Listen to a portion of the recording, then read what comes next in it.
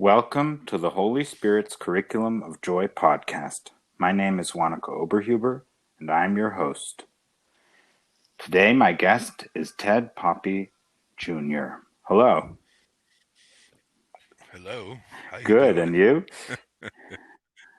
Okay. Great. I would like to ask you to introduce yourself and your path with A Course in Miracles and how you got to know it and how you've changed your mind since you got to know it about the world. Okay? Okay. So, way back when, it's been a number of years now, I had I had an experience that I don't know. All I know is I was sitting on a rock and I was at the end of the line, and all of a sudden Jesus showed up. Um, and he said some words to me. And then it was like we were just sitting there together on this rock, and all of a sudden, he, we were homing God. That's all I know. I don't know how else to say it. And I was just, I had no idea what to do. And I thought I was crazy before it happened, but I was crazier after it happened because I had I mean, I had no reference for what had gone on. So I moved, this was in California. I moved back to Boston and took a job in a restaurant. Um, and One day, Vicky Thomas came in and we started to talk, and she sort of gave me the course. I lost my job. I lost my job at the restaurant, and she asked me to come to work for her, which I did. And she wound up asking me to marry her. And I said yes. And that's really when my history with the course started, because she was really popular back east, and we started to have people over into the house. Um, and Ken Wapnick used to come over because didn't have a center yet, and he did a bunch of stuff. Um, all kinds of people did stuff at our house. Eventually, we had these people from we had heard about the master teacher, and we invited him over. And that's when we went out to Wisconsin. It wasn't Vicky's place, but definitely was mine, and I wound up running it. So, um, but with the course, I I would just have, like, something would happen when I would read it, and my mind would open up, and I would just understand what was going on. So it was just really interesting, and Jesus has been talking to me ever since, and I have these other guides who talk to me as well. So that's pretty much it. I mean, I was an administrator of Endeavor Academy for a number of years, and then went back, and the academy was dedicated to the Course in Miracles. We had sessions every day, and we went around the world. I started 5 centers around the world, um, and that's when, in Australia, where I was really stationed most of the time for the last 6 years there, that's when we had gotten we were being sued at Endeavor Academy for pamphlets we had put out that referenced the Course in Mhm. Miracles. And in Australia, so because of the court case, they had to send me all the material that they had, that they used to make A Course in Miracles. So we had all Helen's notes, we had everything. So we had gotten the word in Wisconsin from Jesus. 5 of us actually did, and we sat down and we put the book back in the form that Bill Thetford had had edited, and I took 1,200 copies back to the United States. When I showed him to the master teacher, he went ballistic and told me the Jesus I listened to was going to tell me to shoot 12 people because it wasn't the version of the book that he wanted us to publish, but he wasn't going to publish anything. So at that point in time, I know it was over with him. I went around the United States distributing the 1,200 books. Eventually, I went back to Australia, and we got sued there for the book. So we had two cases going on, one in Australia and one in the United States. The one in the United States took a number of years and wound up being 7 in court with the foundation and also Ken Wapnick's foundation. And in Australia, it was about 3 years, and the judge there wouldn't rule until we got a verdict from the judge in New York. And as soon as the judge in New York, every time we went to court, he would look at me and say, "So let me get this straight. The Foundation for A Course in Miracles is suing the New Christian Church of Full Endeavor." And he would laugh, and I would laugh, and I know he was signaling to me that they were going to lose the case, but they couldn't get it. So after about 7 years of that going on, he finally ruled that it was the copyright was not valid, and since they had an international copyright, it was not valid around the entire world. And that was sort of my history. Now it's still my thing, um, but I'm alone. I don't go to any groups or anything, and I just sort of deal with it myself.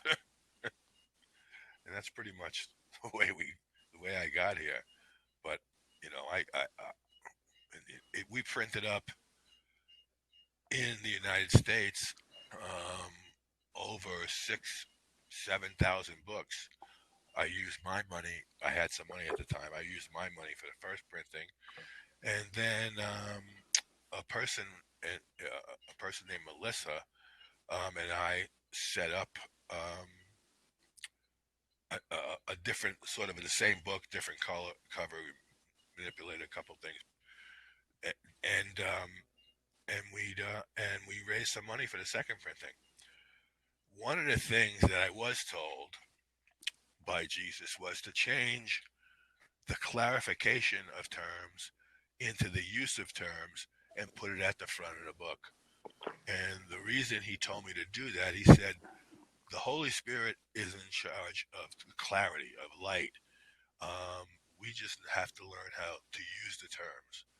So, in using the use of terms the way he talks about it, um, the Holy Spirit is much sort of easier to contact and be contacted by. Um, and that was another sort of adventure. I also printed some other books for people. Um, Regina Dawn Akers was one, and it's called The Teachings of the Inner Ramana. And just recently, the tech crew told me it's a small book, only like 100 pages. The tech crew told me that it was the easiest way for anyone, or the shortest thing you could read for anyone to begin to hear the Holy Spirit. So I have a bunch of those, and I'll be giving those away Cool. too. and and that's pretty much the way it is. It's been it's it's been a long, strange trip, but it's been very gratifying. And the now it's I don't know. I'm like an open tube. Anybody can contact me from out there. So there's a lot. Sometimes there's a lot going on. Other times I'm just sort of resting in God, and that's basically it. Yeah, so you moved through a lot of change of mind about the world, obviously. Oh yeah, forget about it. I mean, I was a normal guy. I was a heroin addict actually, and the instant I had the first experience with Jesus, it was done. That was all over. I didn't I didn't need it anymore. Um, but I needed to get a little sane, And the course is what helped me. It helped me understand, helped me, settle my mind, helped me be quiet and just enjoy. I call it communication. Um, and it doesn't mean there is any words to it, but sometimes there's just a contact and it lasts and you just sort of bathe in the communication, which is always fun because it's not worldly. Yeah, maybe you'd like to go into that a little bit about how you bathe in the communication and the guides that you spoke of. Right. Well, this is what's really funny about the guy. I never even asked them. I mean, they were just my guides. I had no idea what to call them. They would just show up, and wow, this is really crazy. They would just show up, and for years, I never ever thought to ask them who they were. Um, at one point in time, when I was working with Regina, I was in the shower, and you know, I sort of said, "Who am I going to tell her you are?"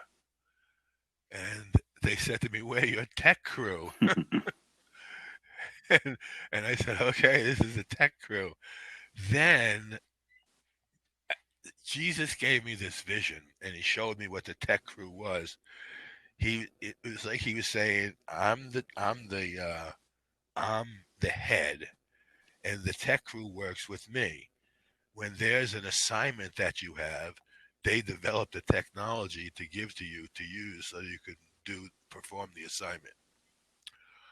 So what I do basically is, I just sort of sit or lie down, and when my mind just quiets down and it opens up, and there's this presence, and I just sort of bathe in it. I just sort of sit there, and in like I said, it's nonverbal, but it's communication, and I sit there in the communication, and Jesus often shows up and talks to me about stuff, and it's just like bathing in light. It's like as if you had a big light over you, and you just bathe in it. That's basically what it is.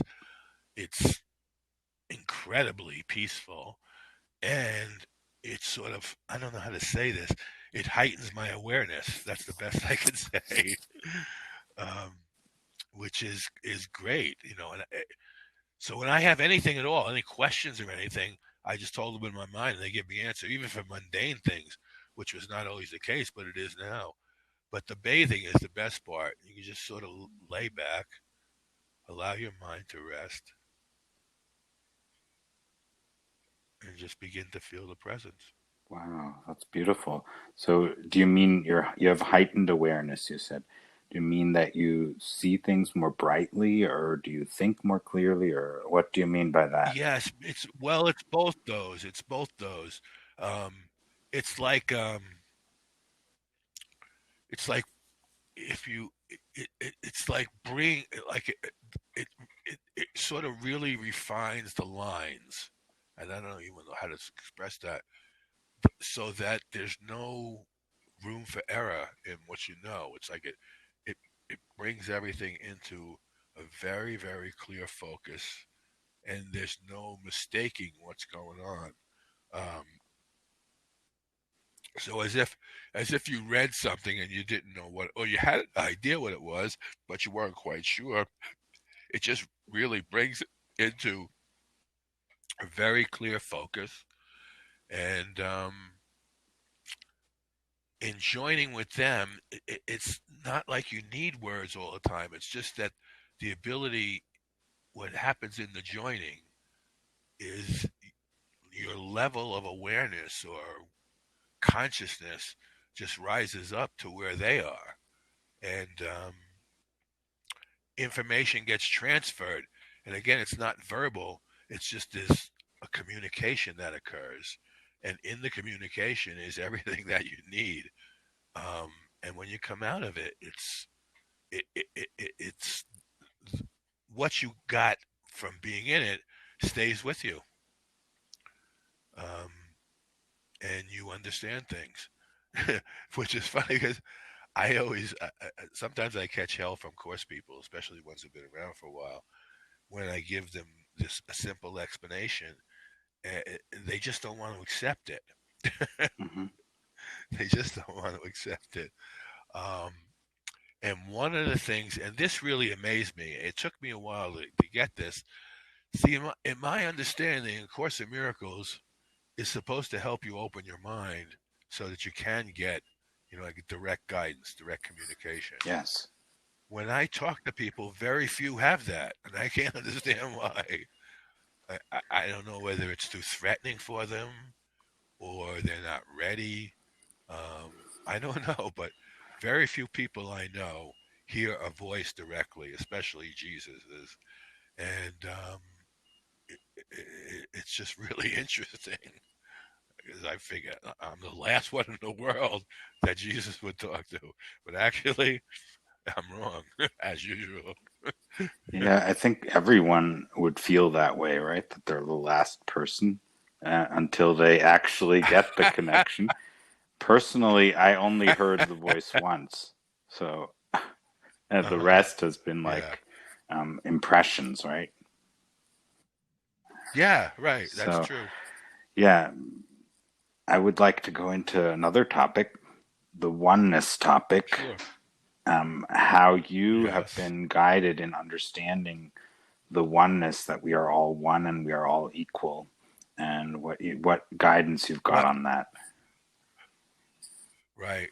Well, when I had the very first encounter with Jesus, and we sort of went beyond just being joined here to being in God, it was in that instant that I understood that this was a dream. This wasn't a real world.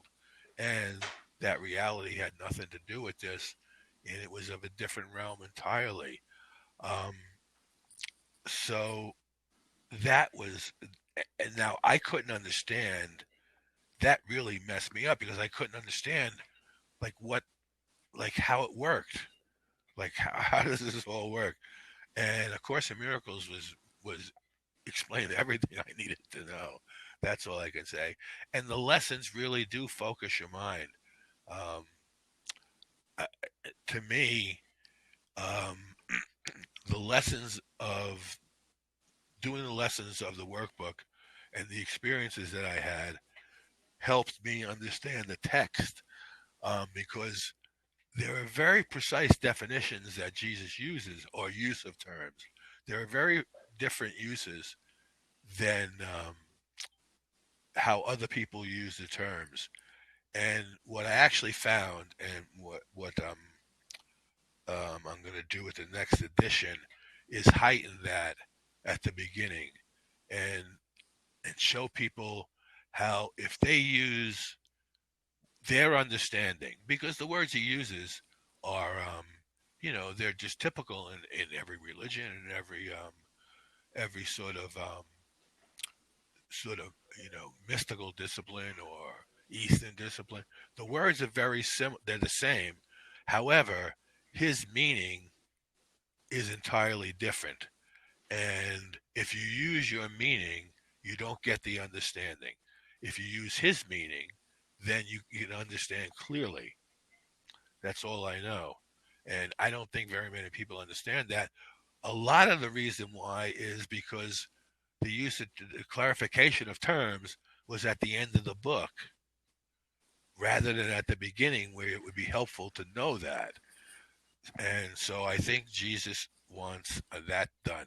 Oh, the other reason why he asked me to do the book the way we did it was because he wanted everyone to know that if he asked you or gave you an assignment, he helps you fulfill the assignment.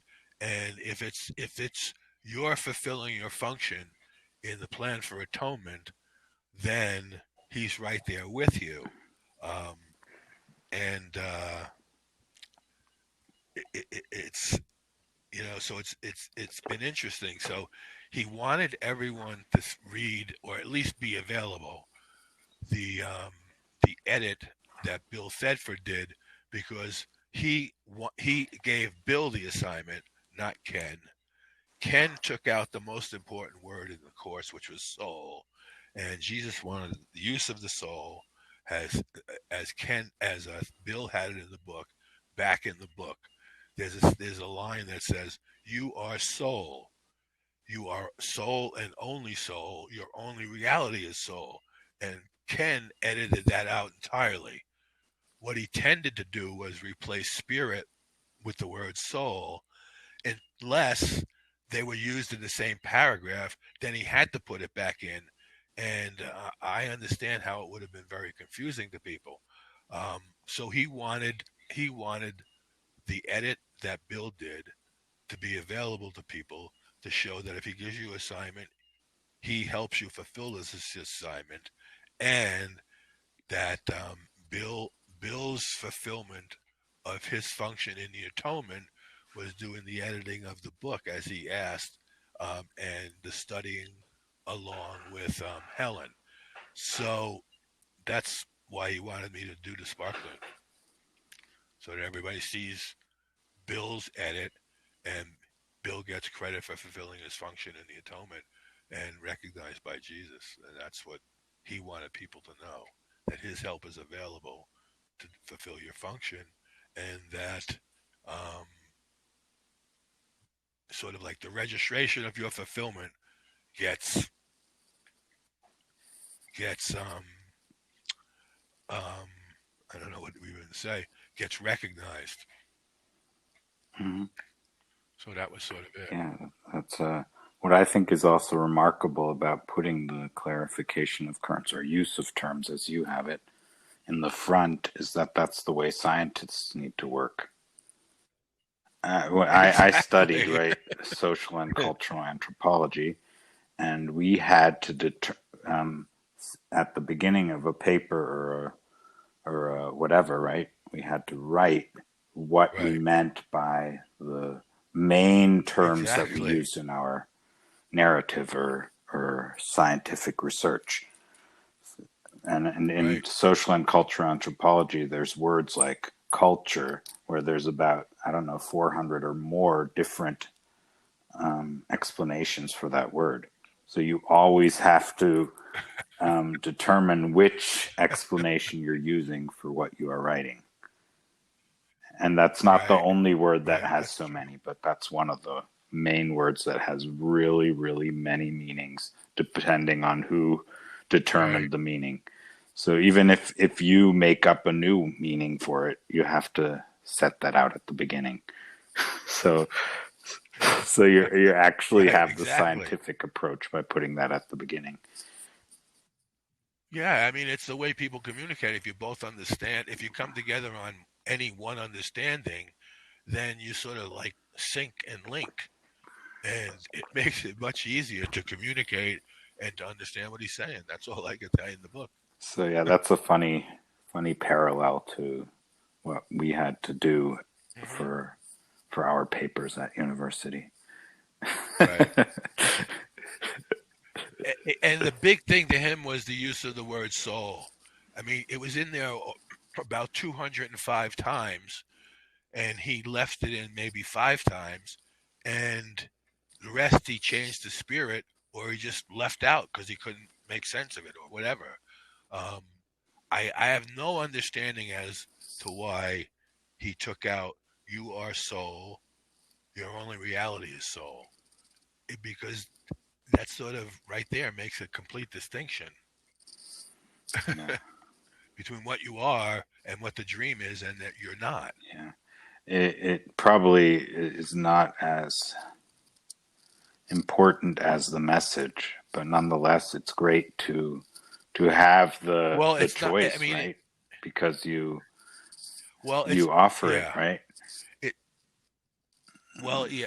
Well, yes, but the thing about it is, it's if you want to understand what he's saying, it's important to know what he means by particular words, Absolutely.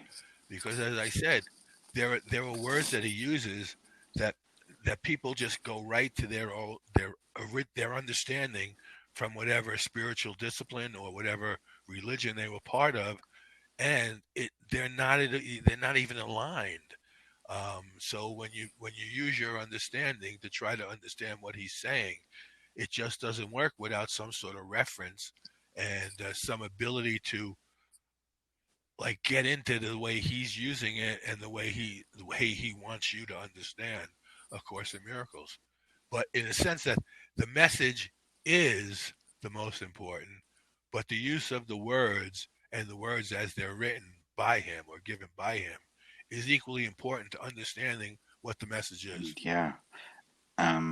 That's a good point to think about, right? Um, uh, I Yes, do not. definitely. I'm not going to take sides on this because I certainly want words to be the way they come through, right?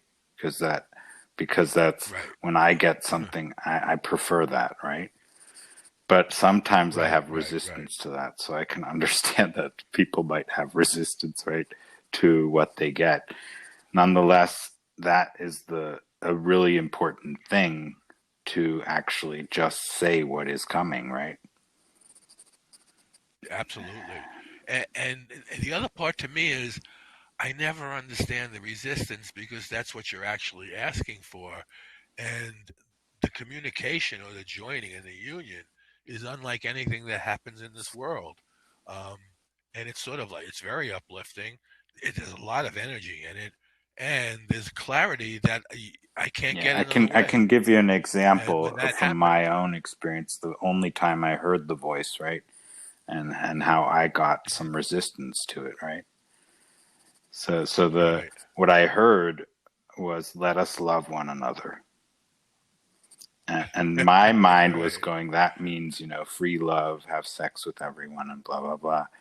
Right. Oh, And I right, was right, like, right, I right, can't right. See say what I that. mean? I Right. just can't say that. I was in a Bible study group, but I just cannot say that. Right.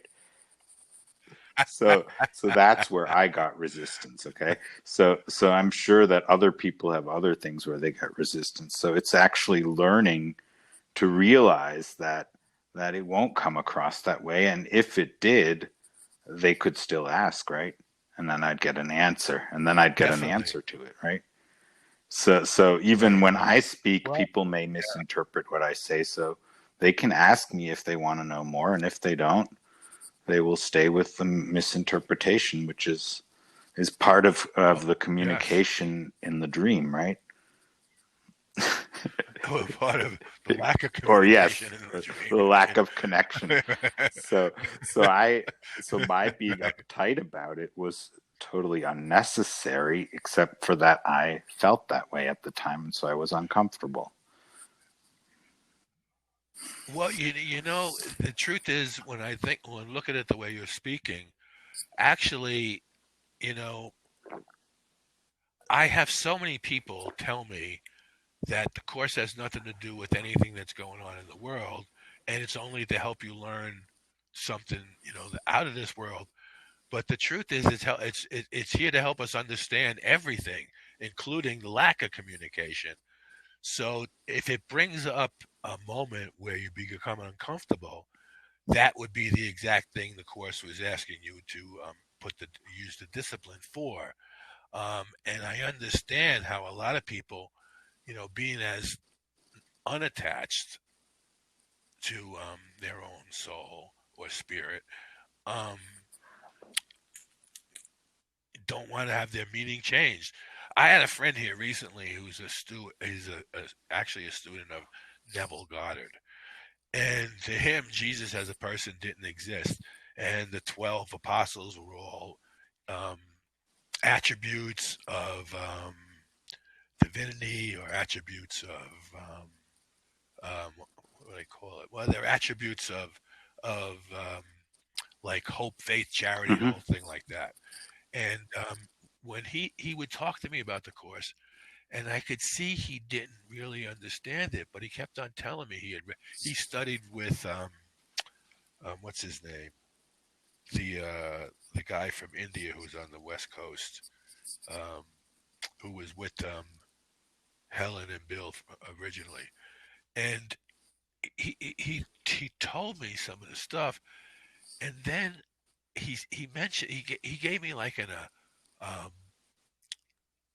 he gave me he said a saying in the course. So he says, "Well, doesn't the course say this?"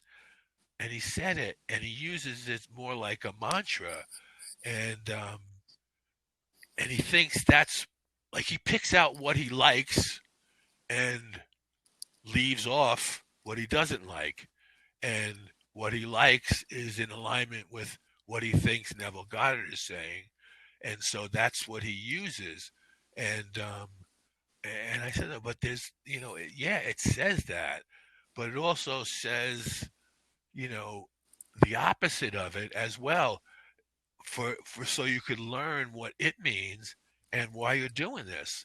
It's not just, these things aren't just sort of like affirmations you use. It's a way of understanding everything.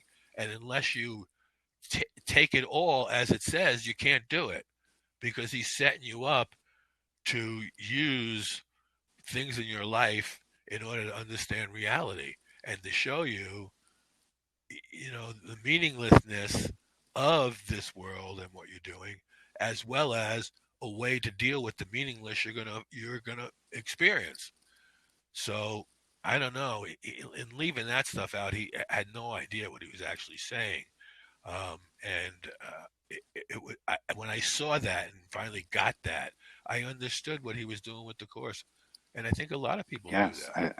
with First of all, very few people really think it's Jesus. uh, yeah, I, I don't know. you know, There's a lot. Most of the people I speak with say it's Yeshua, so I don't know. So I right, right, haven't right. encountered too many who say it's not, right? Oh, that's So good. I don't That's know. good. I What don't know that side of the story, right? All too much. Yeah, yeah. They talk about it's the spirit of Jesus, but it's not Jesus. And a lot of people, like this friend of mine, he Neville Goddard said there was no real Jesus in the world, and uh, from all my communication, that's absolutely untrue. And so, if you think it's not, there's no real Jesus, the course takes on an entirely different way to be understood. Um, but that's, I don't know. It's not helpful to continue to misunderstand. That's all I know. Yeah, I mean, I know that it says that everyone will get their own, so to speak, way of being taught, right? But the Yes. teaching is the same. So I need to, Absolutely. to trust that that will happen for every one of us who is in communication with the Yes. course and with what it actually opens up in us.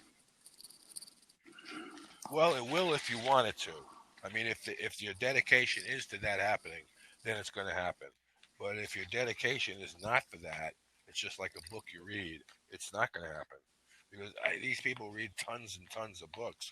After a while, I just was. It was the only book about this particular, you know, sort of topic or experience that I read because it was the one I found to be true. And in reading others, I found them to just be off, even even slightly.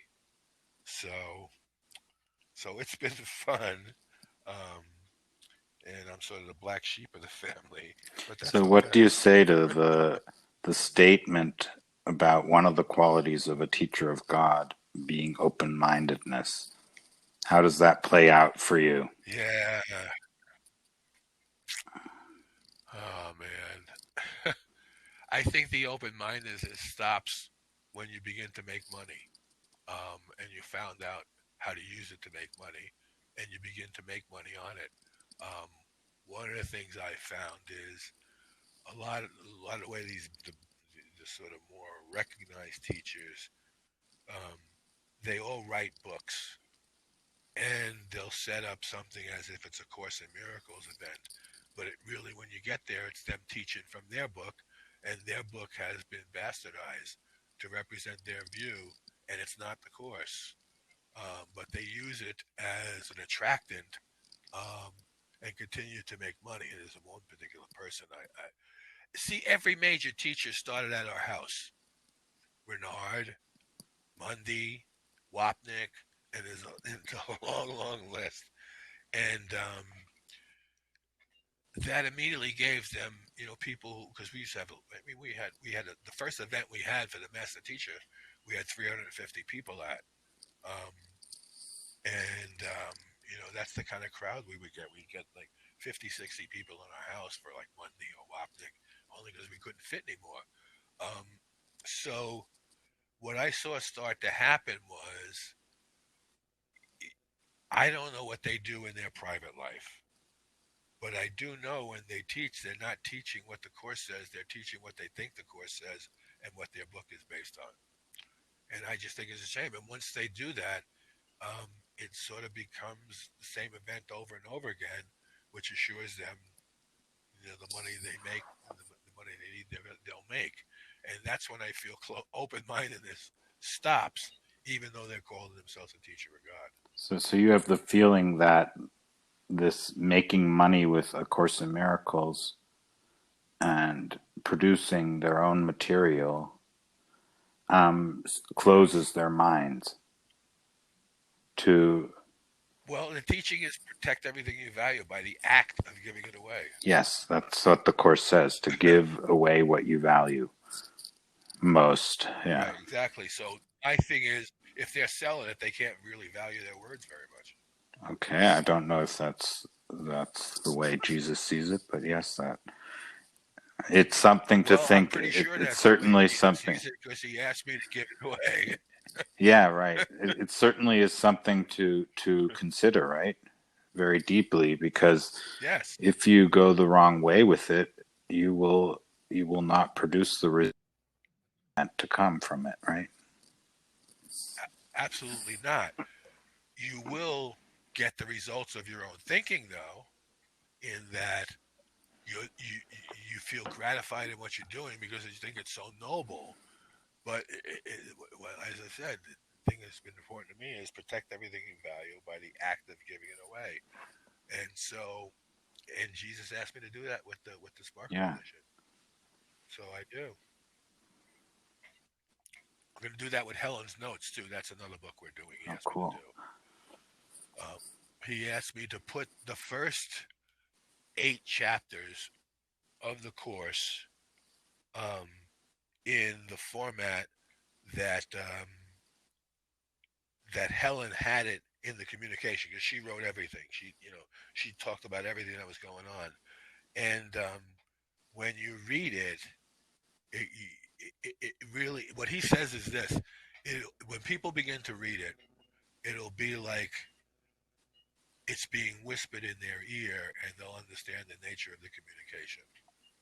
So that's what Yeah, I'm it doing. sounds like it will get a lot more personal, right? Because it will Yes, show the exactly. personality of Helen Right, and highlight it, exactly. and And she's, Jesus in his yes, response to that, in his exactly. interaction, And which makes it a lot right, more personal. And I exactly. remember That was the intent. I understand that editing was often done to get the personal out of it, which Yes, which is exactly. really Right, strange right, when we think that examples right, from right, fellow siblings often are the most potent tool to actually learn something. right. And Ken was, I mean, Bill was such a guy that he would sort of like acquiesce to Helen. Um, so when Helen started to show Ken the course and he started to change things, Bill just sort of backed out as the editor. And as the communication went on with Helen, it got more and more direct and clear. So there was less to edit in that sense. But I have, you know, the, taking the word soul out was one of Jesus's.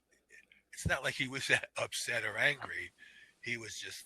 It was just like, this is the way I wanted the course to be available, and I would like it to be available that way. And no one was doing it.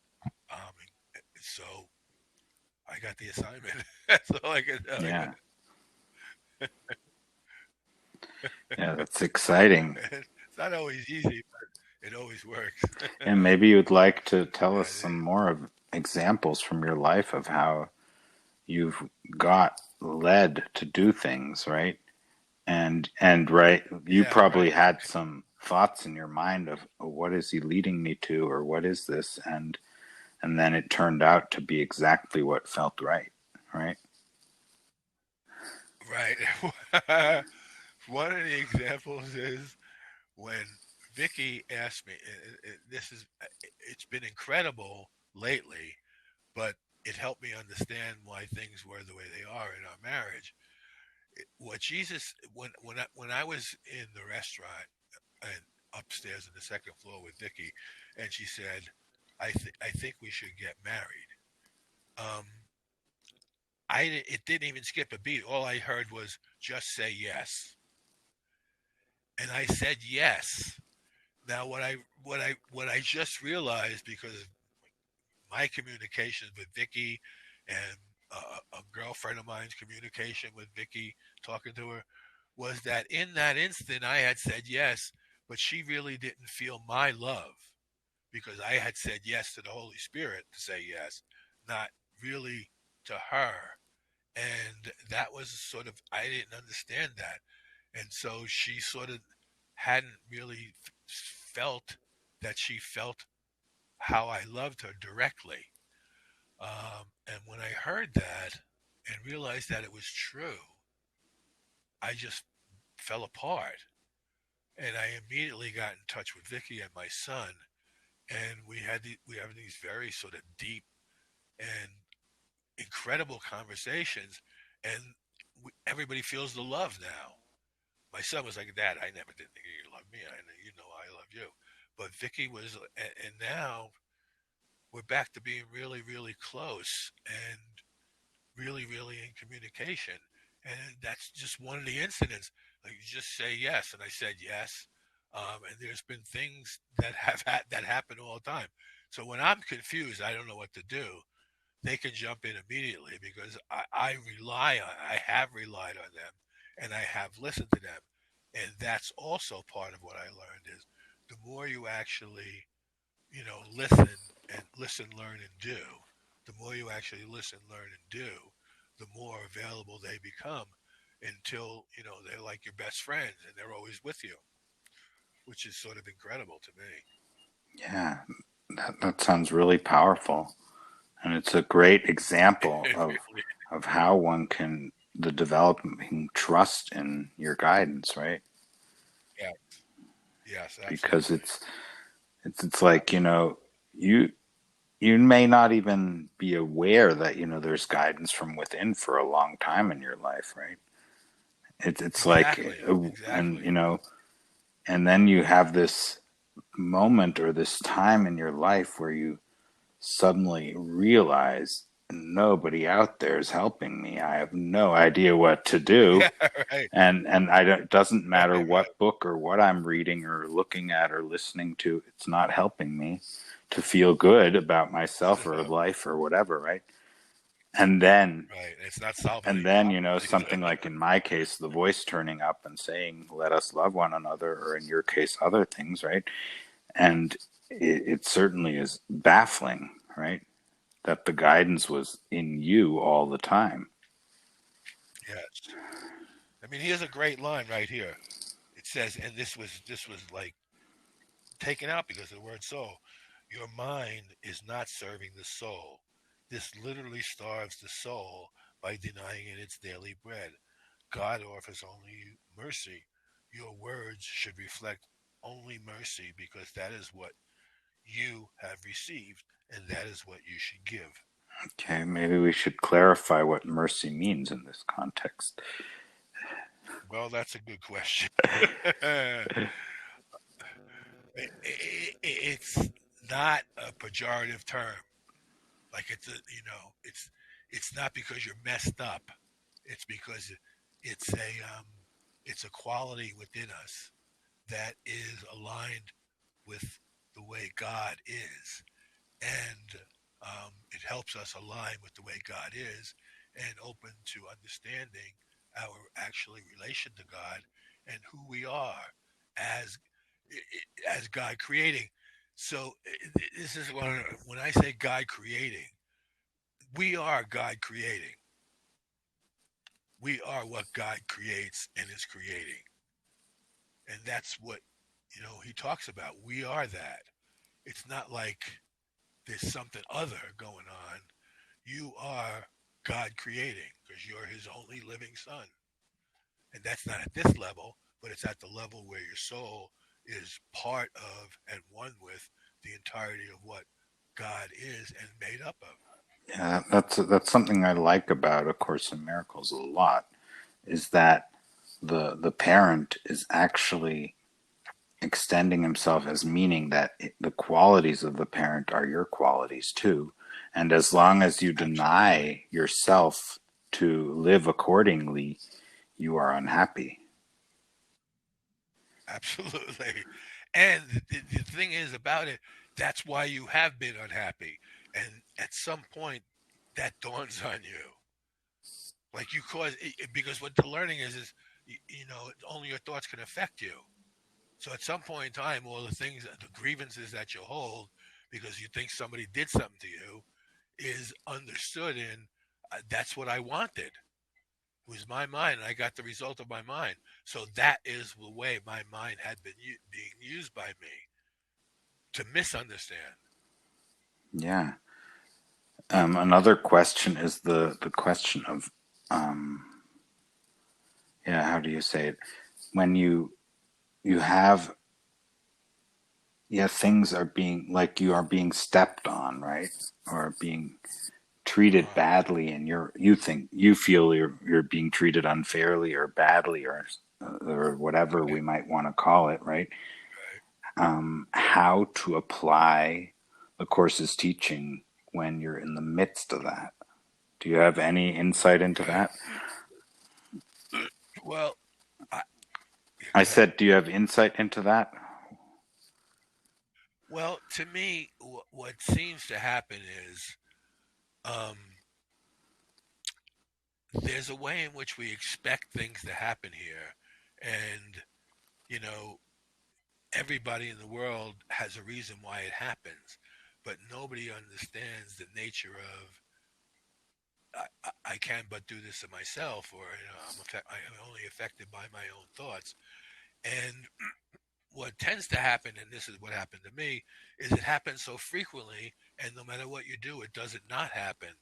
So when you're at your wits' end, you tend to be more open about it, even though you feel terrible. And that's when that's when Jesus stepped in for me. Now, what I've learned is because of the nature of the learning that everything happens by my own choosing, and it all has a reason for it happening. The reason why it happens is because you need something to finally let loose of trying to understand it the way you have been, and even a crack open in your mind to being hearing another way.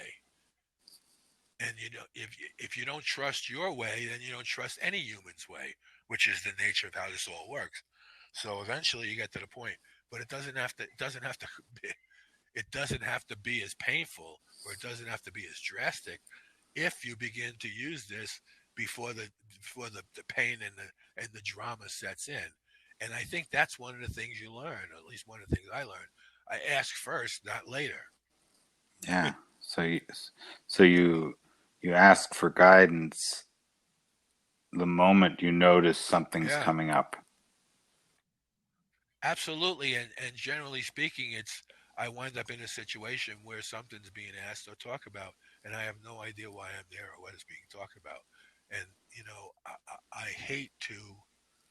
Um, I don't like not answering people's questions, and I don't like, walking away from somebody having had an experience of, just because we spoke different words or understand different words differently, that we wind up having a grievance, and I really don't like that, and it's just not always necessary. It's only necessary if you need to recognize something, and the grievance can be used to help you turn your mind um, to the divine and receive an answer for the situation you're in. Yeah. Um, Another good question, I think, is to look at the aspect of how guidance puts words into your mouth, right? That you didn't expect to come there, Yes, and how that absolutely. transforms your view of things. Yes. You know, that's something that's happened to me with Joe Biden. Actually, there was just things I didn't understand, and people were saying things about him, and I sort of asked, and they showed me exactly what he was saying, why he was saying it, and there's just a clarity in it where I understood something I had no idea about before. That has helped me understand why I did. So last time I went into the voting booth, and this is how practical they are and how respectful they are. So last time I was going to vote for a presidential election, I asked, who should I vote for? Well, they didn't answer that question. They allowed me to make the choice.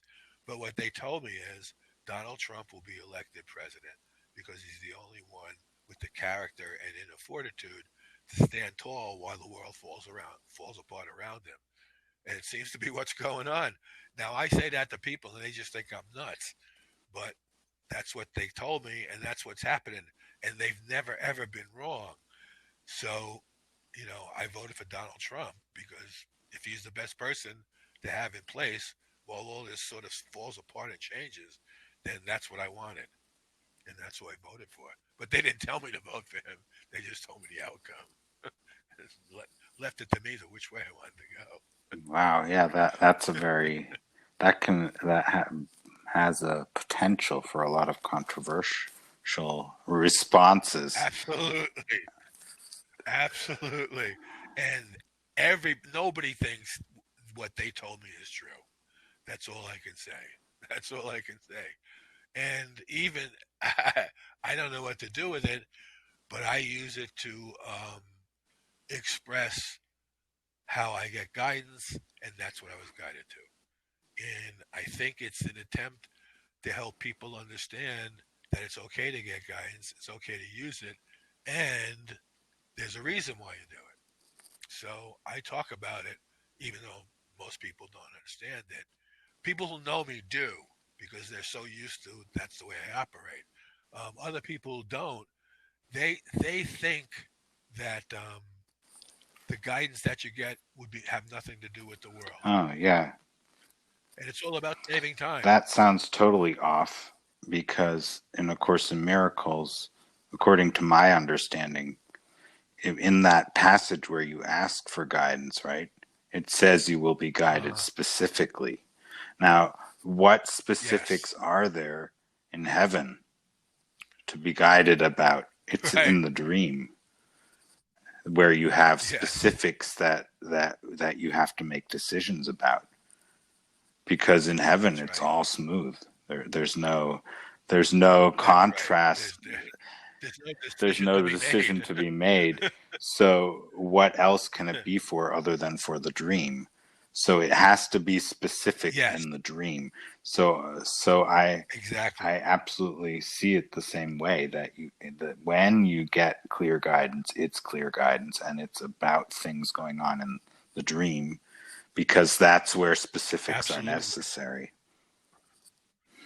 Right. But it's not about perfecting the dream, it's about Yeah, saving it's time. it's it's actually pointing you to what's the most effective way to forgive, Right.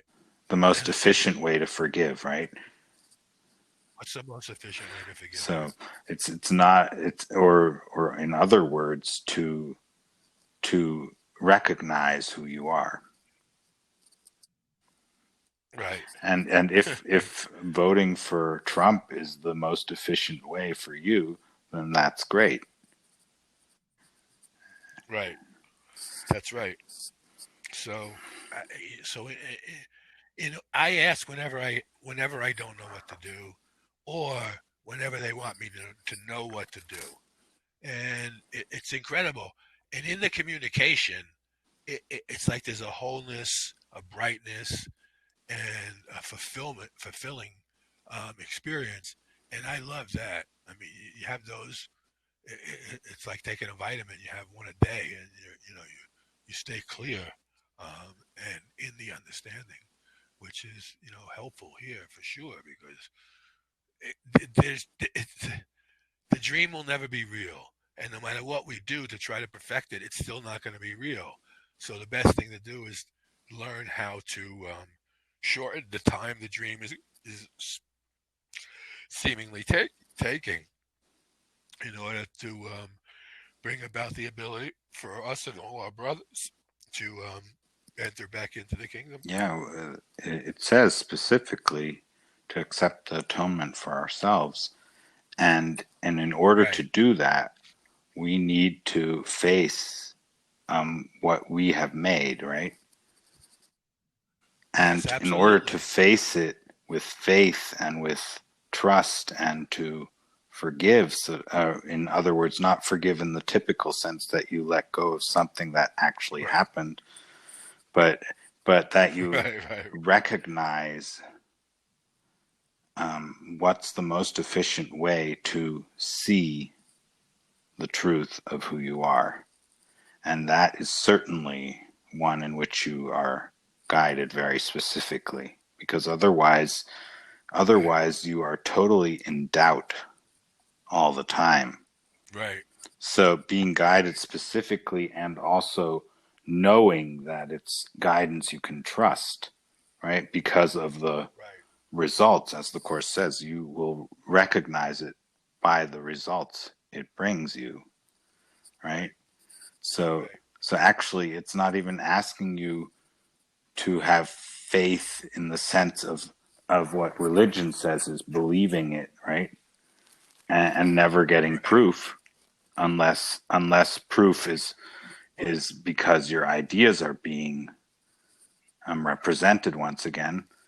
In this case, it's not your ideas that is being proven or shown. I think it's a It's the ways of heaven. yeah, That's what you said before. It's like learning an attribute of God is also an attribute of exactly. you when you are given the way to find that out. And that's where everybody may be different. The way in which they find out is slightly different than the way somebody else finds out. It happens the same way, but it happens with sort of different things in the way that best helps you to not be fearful of the understanding and the communication that you're Yes, receiving. that's one of the very important points that you won't be communicated to in a way that makes you fearful, which Yes, is exactly. amazing. I mean, who without their right mind would be able to communicate in a way that doesn't make someone else be fearful? You need your right mind for Exactly. that. And Exactly. Because and that's where the right, guidance comes from. right mindedness is right mindedness is a big thing. Right Yeah, perception, true perception, whatever you want to call it. But it's a very big thing, and it's really necessary. Otherwise, you keep doing the same thing over and over again, and not communicating, and not being understood here either. And that's the nature of the world, exactly. misunderstanding. Yeah, you could call it a great big misunderstanding. It actually is. But we tend, but most people would think we're talking about misunderstanding here. Misunderstanding is only an effect of misunderstanding who you are in Yes. reality. It's not. It, misunderstanding is not a cause; it's an effect. Yeah, and what I think it's so amazing, in the Bible it says you need to use your talents, right? And otherwise you're Yes. not doing Yes. what God sent you out to do, right? And Exactly. in Exactly. a course in miracles, it says something that's significantly different in its message. It says, Yes. yeah, you made the world through a thought of separation and your Yes. wish to separate, right? And what the Yes. divine or the parent can not give you is separation. It can the Right. divine Right. or your Right. parent, because you will always be one. So what it said is, in order to get out of that separation thought, right? Because I can't take the thought away from you Right. because that would be unkind. I will Hmm. I will give you allow you to or show you a way of having a special function in returning home, Yes. right? Yes. And that special Yes. function Yeah. is what actually makes us appear to be different. Yes. Right. But it's just it function when we each of our special functions the same way and for the same purpose. So it's like I look at a lot of times as we're just all threads in a cloth, and you can't have the cloth without all threads, and one thread doesn't make Yeah. the cloth. I like also the metaphor of there's only one teacher, but that teacher has Yeah, many appearances, right? And right. many and That's every right. one of those is important for the overall plan. So it's not Absolutely. like one teacher has to be in one way and another in another way. They can appear in so many different ways and yet be sharing the same message. Exactly. One of the things they told me at the very beginning, like after the first couple of days when I had the experiences, I was like, wow, this in the when in the communication or in this experience, it's like everything is heightened. And at a certain point in time, when you're in an awakening, there's nothing else you can do. Trying to do anything just brings more pain. So I said to him, I asked him, like, hey, like, what do I do in the downtime? Like when this isn't happening, what do I do? And they said, just listen to the music. And so I found that just opening to listen to the music begins the communication back up. Mm-hmm. So I could just sit and put a song on, and as I get into the song, the communication begins, and there's a healing that takes place. Um, it was funny. My friend Lana, she she writes incredible things on Facebook, and people just love her. And she had lived with us for a while, um, and she said she said that listening to the music, the message is in the music, is what they told me. The message is in the music, and the music is in you. She heard that, and all of a sudden, she realized something, and that's been really important to her. So she was just writing about it the other day. She said, at some point in time, when I was living with the Poppies, you know, Ted told me, the message is in the music, and the music is me in me. And since then, things have really been. She said, "Oh," and she tried it, and it worked. And since then, things become easier. You don't have to struggle. You don't have to be in a struggle to be communicated with. You could be in any state and begin to get back into alignment with reality. That's very beautiful. And I just spoke with her for the podcast. She's the Oh, one did you? before you, Oh, okay. which is a That's nice, that's that's really very funny. nice. There you go. That's today exactly what we're talking about. That's That's really really funny. sweet. Yeah. Yeah. That you bring her up and didn't know. No, I had no idea. I had no idea. And it was just something we've been talking about the last couple of days too. So it's really Yeah. amazing. This is the way it works. And those kind of things are like a representation and demonstration of the benefits that you get from doing this. And there's a lot in synchronicities, and the more they happen in the strangest situations, the more you know that somebody else is in control. It's not you. The funny thing is that it's not this the what the world is speaking of when it talks of control. Right, right, May- right. Would you like to explain that a little bit? What is meant by control? Well,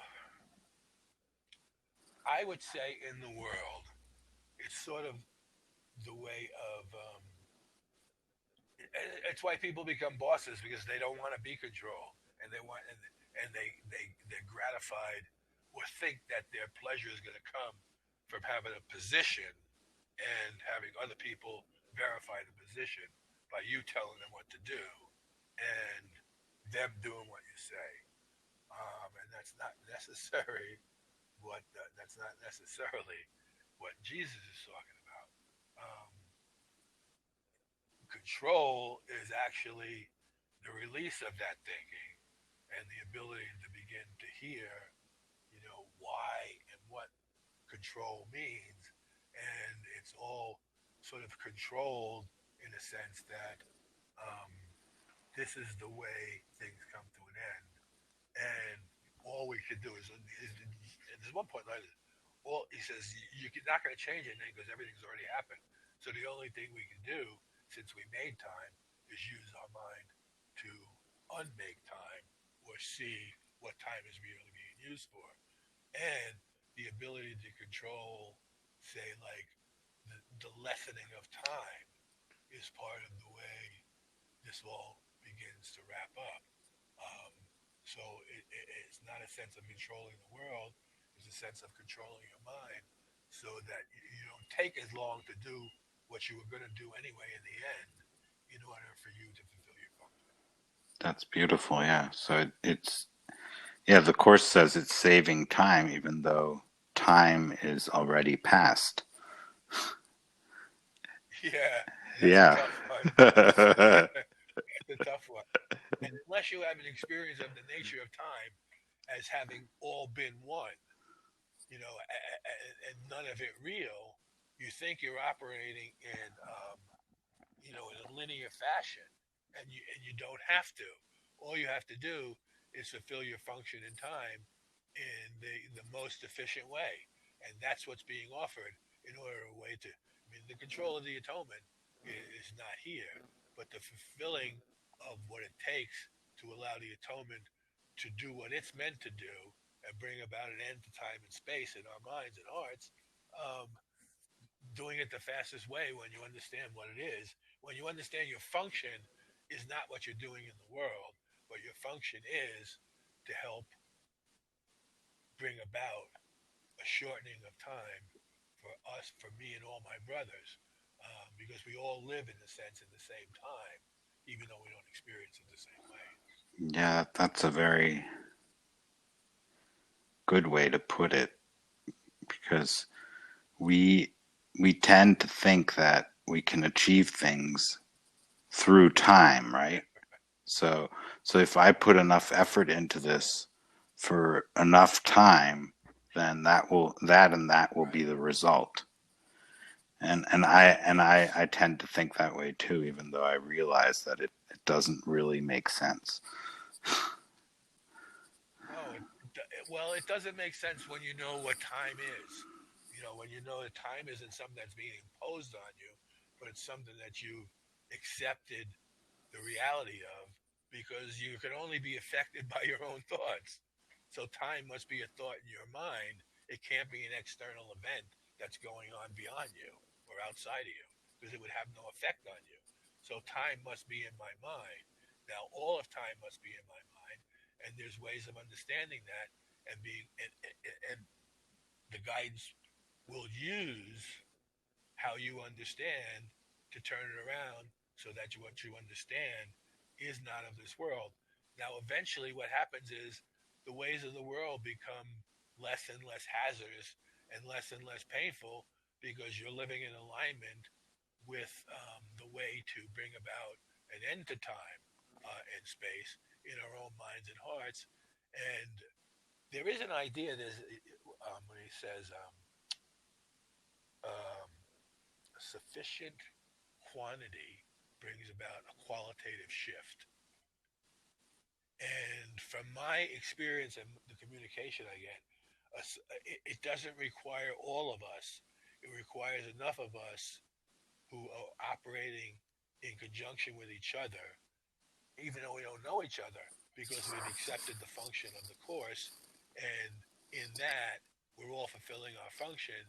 And there's enough weight on the side of fulfilling the guidance that we're given, things begin to tip because it doesn't take as many people who are not joined, who are operating, in separation to allow for two or more of us are gathered to affect the entirety of the situation. Yeah, it actually says only one teacher is required. Yes, and there is Right. only one teacher. So unless you learn to allow the teacher to teach you, um, no, you can't do it that way. Yeah. It's a fascinating thing, the thought there's only one teacher, right? Then who am I, Yes, right? exactly. Right. That's why.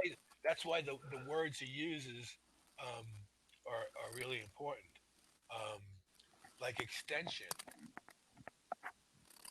like you're the extension Yeah, of God as His Son, and not a separate being created outside of God as His Son. So you are an extension of God's love because there right. is only love.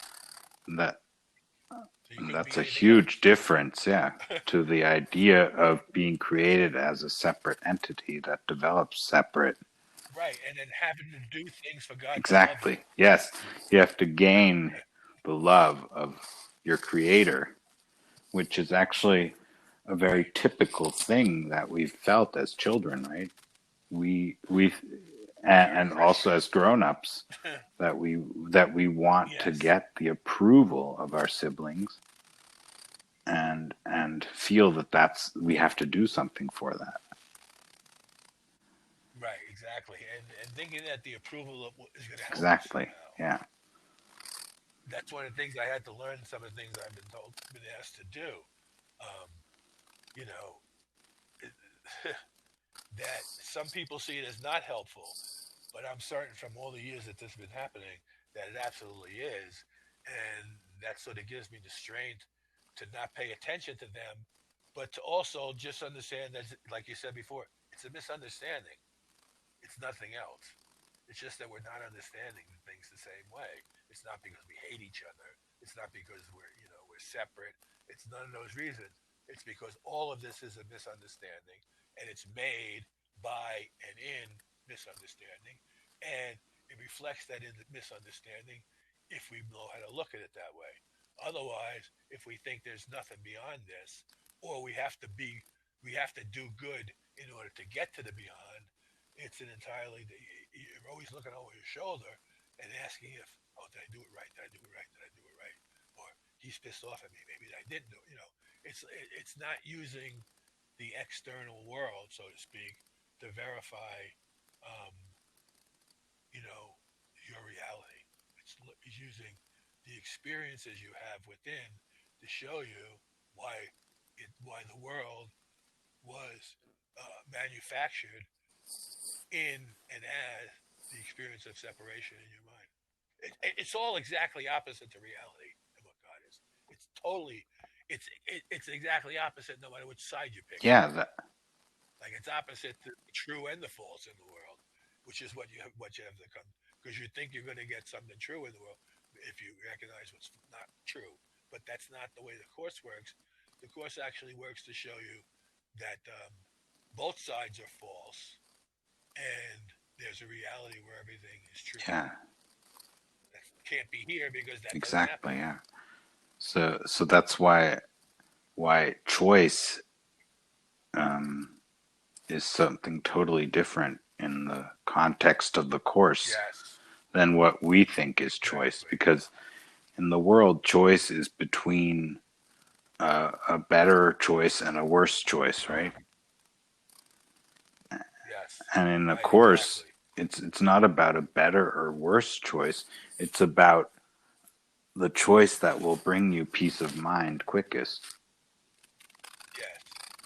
And he also said all choices here are choices for separation, which is why when you begin to make the choice based on unity, you're feeling closer to everything, closer to yourself, and in a sense, clearer. So you have less questions. There's less Exactly. misunderstanding, and that's always helpful. Yeah. And one of the another topic that I think is very particular is the topic of conscience and guilt and these things and sin Right, and right. how we've been Well, taught to have a conscience, right? But when we yes, right, use that conscience, even though we think it makes us feel better when we follow it, right, with time you start to realize that that conscience is not really a conscience because it's made up of a whole row of ideas or suppositions of what is true and what is false right, and what is right and what is wrong, and they may be totally you may be totally off on that, even though you right, think you will feel better by following that. So why right. follow guidance? Because it gets you out of that entanglement. Exactly. Exactly. And what I find is there's more and more understanding of what, like when the course talks about consciousness, it's completely different than what the world thinks of as consciousness as being conscious. And it's helpful to know what he means because when you apply the traditional understanding, as you were just speaking, you don't get the experience or the answer. When you do understand what consciousness is in relationship to mind, body, heart, everything else, you begin to understand that consciousness is a state of mind, um, not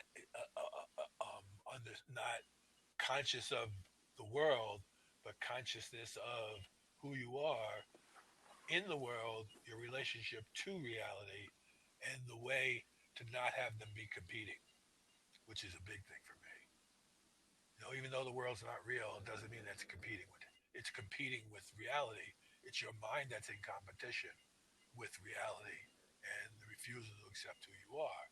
Um, and so understanding what he means by consciousness helps you understand. It alleviates, let's say, the experiences of differences, and allows you to. And I immediately can see when I read something by somebody, I can immediately see that the definition or understanding they use for consciousness is not what the course is talking about at all. And if they understood that, they would have a different relationship to what they're even thinking and Yeah, believing. for sure. Yeah. Yeah. It's been a, all I can say is it's been an incredible journey. I am so grateful for what they've given me. I'm so grateful for the brothers they give me to learn, and it's just like, oh, I just relax in it, and understand why I'm doing things in the world rather than not understand, and understand the relationship I have with God, Jesus, and reality. Yeah. And that just takes the edge out of everything. It makes life, you live life by grace rather than by you know sweat of your own brow. That's a beautiful statement. I love it. Yeah, So yes, and it's true. let's wrap this up then. Is there anything else you Okay. would like to share with us? Um, I'm not sure. I really want people to understand that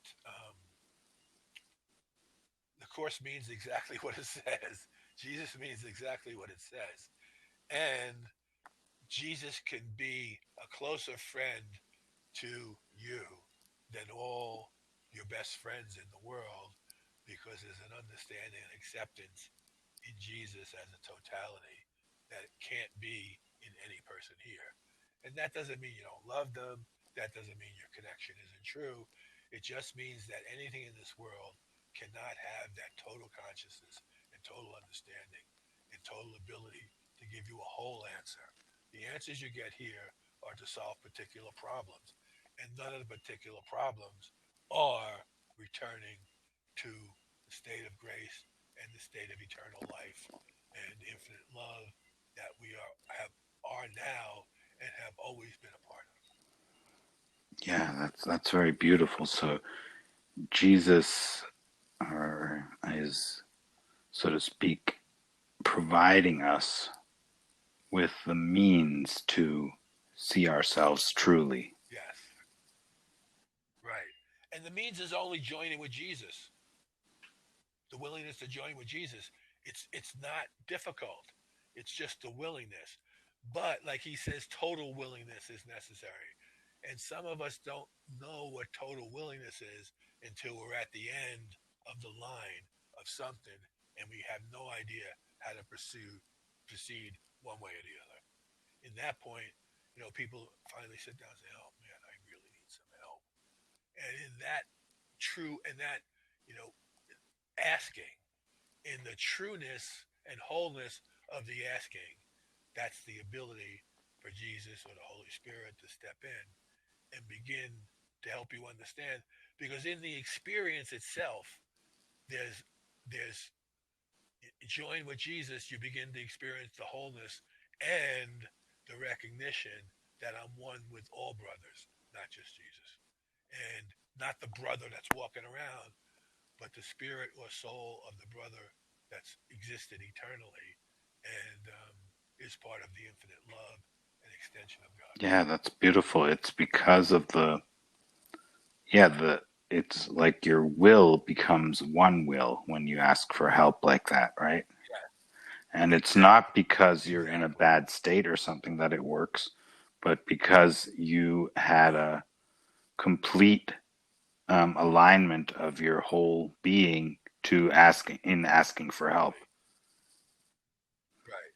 Rather than asking for help in specifics in the world as part of the disassociation Yes, you're reality. asking for a total help, right? Yes. And the disassociation reality continues until you actually begin to see that there's something more than this. So actually, this total alignment can also be an alignment in joy. Doesn't have to be one in total Yeah. unhappiness.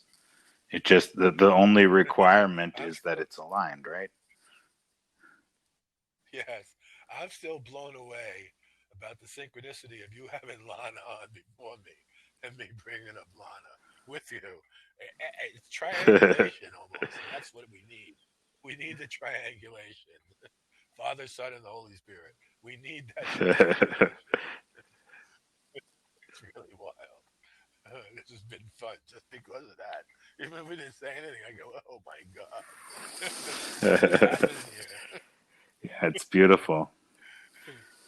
So Yes. let's.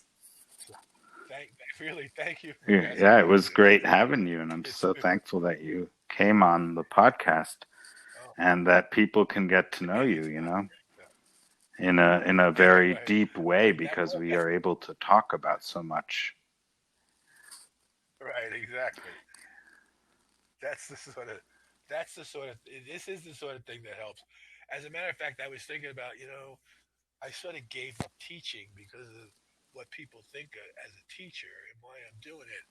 And it's not it's just that their understanding and ideas about me don't help. And I don't really need any juice from the world. I get enough from them and know what I'm doing. And the promises that they've made to me that have already come true is all I have to, you know, learn to make efficient decisions about so that they are true now. That's beautiful. Yeah, that's wonderful. Yeah, so I would like to ask the listeners to review and rate the podcast on Apple Podcasts, and I would enjoy any comments and anything people want to ask on Facebook. We have the group that has the same name, and I'm sure Ted would be happy to answer questions. If you have questions on Oh, Facebook, definitely, definitely. you can place them there and we can respond to them there as well. You know what I find about questions? They open up my mind because I don't want to speak untruly. So it's like I have to sit there for a second and let them come in and work through with me, work through me, and with the brother I'm with who's asked the question, so that we can come to some point of experience of unity, and that's what it's all about. Absolutely. Now, Yeah, so thank you all for listening. And till next time, and thank you, Ted. thank you, thank everybody for listening. If they're still listening, Well, yeah. If you're still listening, you've heard the whole show, the whole episode. and I and I hope you right, continue to exactly. listen to the further episodes coming up. And Yeah. if you haven't listened to the ones in the past, I would really enjoy you listening to them as well. Okay. Well, if you picked Lana, you're picking the right people. That's all I can say. Yeah, well, Thank you, I've thank you. offered actually, I offer to anyone who wants to speak about A Course in Miracles and their experiences with it to come on the show. So it's an open forum. You should really ask my ex-wife, Vicky. She's the best. There's not a single person. I mean, every major course teacher in the world. Gary Renard came to the academy, and I knew it wasn't for him. And he ran away, and I directed him to Vicky, and he began to do his workshops on his book there. Um, David Hoffmeister came. He was he went through the he lasted one day before it wasn't for him. And the old man was tough, but he really did. He really was awake, and he really was, you know, wanting to help other people be that too. So I really am grateful for everything that's happened to me lately and in the past, because it's all being directed by the guidance that I receive, and they can put me any place they want. I'm fine with that, and allow me to be there for a true purpose, and that's incredible. Yeah, that's all you want, right? All you need. That's all I want. That's all I Yeah, want. That's all I yeah, want. perfect. Okay, thank you. Yeah, you Okay, too. take care. Bye Bye bye. bye.